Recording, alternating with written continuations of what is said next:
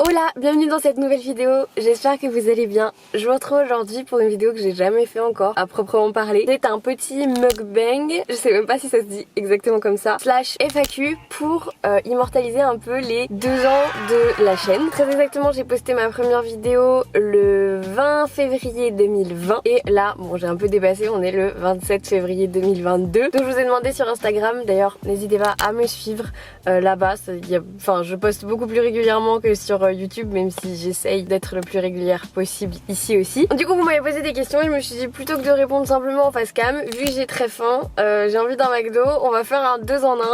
Donc voilà, c'est le petit McDo du dimanche, pas de lendemain de soirée parce que je suis pas sortie hier soir, mais petit McDo du dimanche. Donc je vais vous montrer ce que j'ai pris et après on passe du coup à la dégustation et aux réponses aux questions. Alors j'ai pris des petites frites, est-ce qu'elles sont chaudes? Ça va. Un petit croque McDo. Et j'ai pris un triple cheese bacon burger. Et j'ai aussi pris un grand Fanta. Dites-moi si vous êtes team frites ou team potatoes. Et en dessert, je me suis pris un petit donuts confetti. Voilà, vous savez tout. Je pense que je vais commencer par... Ouais, j'ai envie de manger mes frites. Ah oui, et en ce moment, enfin je sais pas si vous avez vu, mais en gros, tous les jours, il y a une offre sur McDo. Je crois que c'était tout le mois de février. Même pas... Non, je crois que c'est jusqu'à début mars. Aujourd'hui c'était un tote bag offert pour l'achat d'un menu maxi best of. Et sinon d'habitude c'est plutôt des Big Mac à 2 €, etc. Et là sur le tote bag il y a écrit: quand la vie t'offre un 7ème nuggets, fais un vœu. On connaît tous cette sensation quand t'as un nuggets en plus, t'as l'impression d'avoir niqué le game. Alors, let's go to the first question. Pourquoi tu as commencé à la base? Pourquoi j'ai commencé sur YouTube de base? En fait, faut savoir que de base je devais partir en fait en échange universitaire pendant 6 mois en Argentine. Et du coup je m'étais dit, bah commence ta chaîne un petit peu avant, fais ce qui te plaît, fais des vlogs, parce que j'adorais, en fait j'ai toujours filmé plein de trucs dans ma vie, je faisais des vlogs, je les montais mais juste avant je les gardais pour moi. Et du coup en fait je me suis dit bah commence, et comme ça quand tu partiras en Argentine t'auras déjà une petite communauté et tout, et tu pourras du coup partager ton expérience en échange universitaire là-bas. Sauf que entre temps le Covid est arrivé, du coup l'Argentine, enfin hors Europe c'était plus possible de partir, donc j'ai dû refaire des vœux, mon semestre a été décalé, et au final je suis partie beaucoup plus tard que prévu, et je suis partie en Croatie. Si vous avez connu les vlogs en Croatie, bisous à vous. Je regarde de YouTube depuis que j'ai 13 ans je pense, et moi ça a toujours été un kiff de regarder et l'envie de faire aussi, mais en fait il faut savoir que, vous savez très bien que quand t'étais au collège ou au lycée, à l'époque, avoir une chaîne YouTube c'était pas du tout cool, t'étais un marginal, t'étais genre en mode pourquoi tu fais ça, tu vois.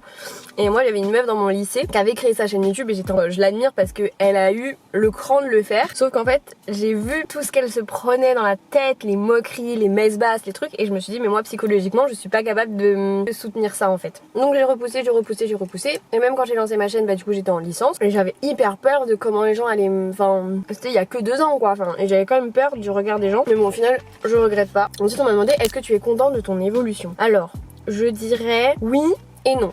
Oui dans la mesure où je trouve que mon contenu est de plus en plus travaillé, qualitatif.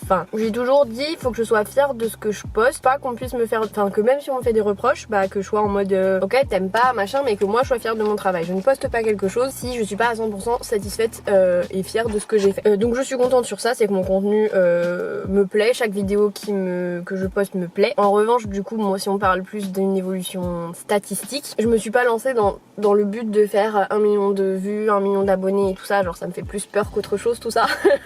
Mais voilà, je voulais pas devenir connue si on peut dire ça comme ça.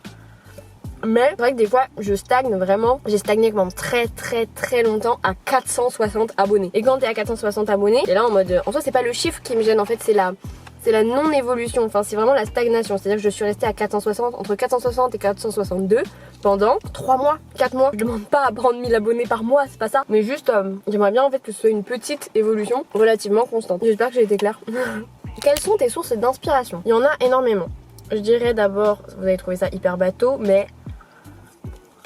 Lena Situation. Moi c'est un peu mon confort YouTube, genre quand je vais pas bien ou quand je sais pas quoi regarder, je regarde des vlogs de Lena Situation qu'elle a sorti il y a 3 ans, 4 ans. Elle a un peu révolutionné le YouTube game français avec ses vlogs, son dynamisme, etc. Elle a tellement évolué, elle est passée dans un contenu totalement différent que j'aime toujours autant, mais dans lequel je me reconnais moins en tant que créatrice de contenu. Après, en autre source d'inspiration, je vais avoir NDLA, que j'adore, qui a vraiment cartonné. Oula, il est bien cuit celui-là.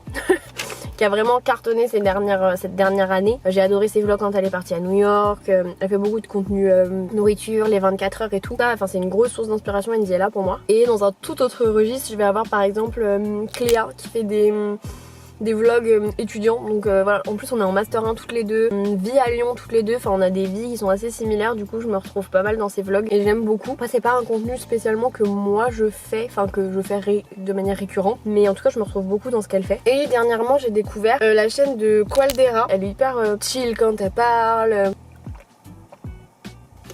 Du coup voilà mes sources d'inspiration, je pense que j'en oublie. Pourquoi il y a de plus en plus de vidéos sur la nourriture? Eh bien, c'est une très bonne question. Je pense que la nourriture, c'est une passion que partagent énormément de personnes sur Terre, et en France encore plus. J'ai trop aimé le fait d'ajouter un peu des challenges. Enfin, je pense que ma vidéo préférée que j'ai tournée, c'est ma vidéo Too Good To Go. Parce que vraiment, il y avait un challenge, il y avait un enjeu, et puis aussi le principe qu'il y a derrière Too Good To Go. Je suis à fond derrière. Donc ouais, il y a de plus en plus de vidéos foot parce que j'aime bien la bouffe, ça a l'air de vous plaire aussi. C'est partager des bonnes expériences. J'adore ma série que je fais sur les brunchs lyonnais. Juste, je peux pas en faire tous les 4 matins parce que un brunch ça coûte quand même relativement cher. Donc je peux pas en faire un par semaine, c'est ça que je veux dire. Mais c'est un contenu que j'adore faire, tester des choses. En fait j'aime bien cette notion de... On partage nos bons plans bouffe en fait, simplement. Et les défis plus 24 heures. D'ailleurs j'ai envie de faire je mange 24 heures McDo. Pour voir déjà comment je me sens. Parce qu'on a tous vu ce documentaire au collège ou au lycée du mec qui mange McDo, que McDo pendant un mois et à la fin il est au bout de sa vie, donc je voudrais voir ce que ça fait déjà rien que sur une journée. J'essaie de me le programmer ça aussi, mais c'est pareil, ça coûte des thunes ça.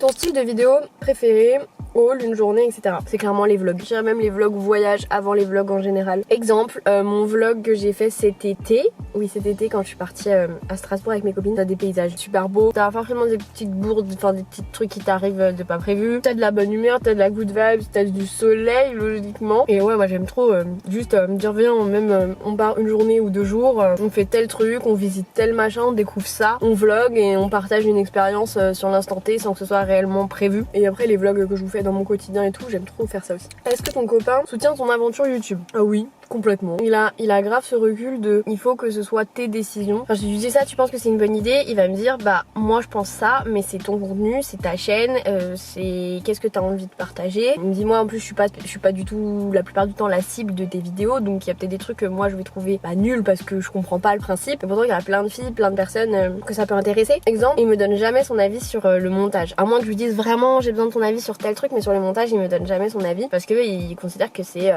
voilà, que c'est un follower comme un autre entre guillemets. Et par contre sur mes miniatures, souvent je fais ma miniature et je lui envoie et je lui dis bah qu'est-ce que t'en penses? Et là il me donne une note sur 10 en mode ouais pas mal, ouais bof. Il me soutient, il n'est pas intrusif et ça c'est clairement dans le sens positif. Et de temps en temps genre la dernière vidéo qu'on a fait avec ma copine Emma et tout, c'est lui qui avait préparé tout le quiz et tout et franchement ça c'était archi sympa. Je commence à avoir super chaud avec le soleil qui me tape dessus. Tes objectifs 2022 en chiffres, tu as des projets. On va dire qu'en début d'année j'ai fait un vision board et sur mon vision board il y a marqué YouTube et 10K. Je sais pas si vous allez voir. Mais bref, de base mon objectif que je me suis fixé pour cette année c'est 10K sur YouTube. Sachant que je me dis j'ai fait que... Ah oui alors je vous parle, j'ai 630 abonnés au bout de 2 ans. Donc je me dis faire 10K en 9 mois ça me paraît un peu compliqué. Donc on va dire ça c'est l'objectif goal. Et après si on est un peu plus terre à terre, j'aimerais bien atteindre les 1000 abonnés pour cette année. Et en gros j'aimerais bien faire que à chaque vidéo fasse au moins 50% de vues par rapport à mes abonnés. Exemple j'ai 630 abonnés, j'aimerais bien que chaque vidéo fasse 315 vues minimum. Si j'ai 630 abonnés mais que j'ai que 50 vues par exemple, je vais me dire ok, donc même mes abonnés, donc les gens qui me suivent et qui n'ont pas besoin de me découvrir en plus, n'ont pas regardé cette vidéo. Donc c'est soit le thème ne plaît pas, soit la miniature cloche, soit c'était pas le bon jour ou la bonne heure. Enfin voilà, il y a plein de trucs qui peuvent en découler. Mes projets, je veux absolument continuer à faire dès que je voyage des vlogs. Là j'ai prévu un road trip cet été avec mes copines. D'ailleurs on doit s'appeler ce soir pour réserver les logements. Ça me motive de fou. Je voudrais essayer d'aller à Amsterdam avec mon copain. Je veux continuer à faire des choses qui me plaisent. J'ai toujours dit je veux pas qu'on me mette dans une case. Je ne ferai pas que des vidéos bouffe, je ne ferai pas que des vlogs, je ne ferai pas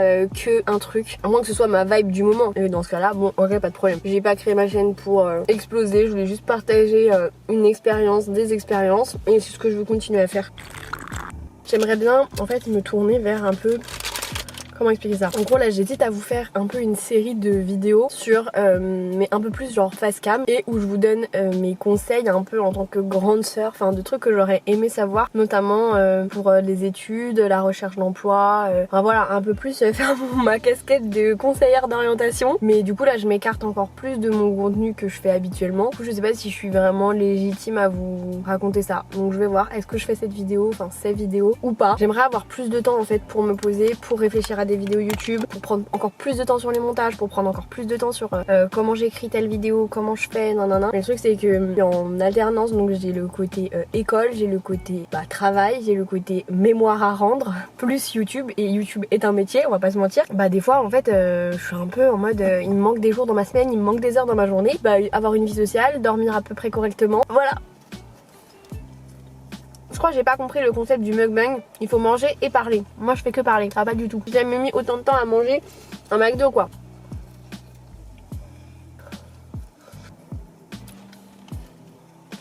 Donc voilà, je vais finir tranquillement mon petit McDo et je vais me rentrer chez moi. Je vous laisse, je vous remercie d'avoir regardé cette vidéo. J'espère vous compter parmi mes futurs abonnés et si jamais tu es déjà abonné, merci d'être là et n'hésite pas à mettre un petit j'aime. Si vous voulez rebondir sur ce que j'ai pu dire dans ma vidéo, n'hésitez pas, donnez votre avis, gentiment bien sûr. Le calme, la paix, la gentillesse. N'hésitez pas à me parler de tout ça en commentaire, ou si vous préférez que ça reste privé, vous pouvez m'envoyer un message sur Instagram, il n'y a pas de souci. Et puis moi je vous dis à très bientôt pour une nouvelle vidéo et pour de nouveaux projets. Prenez soin de vous et à très vite.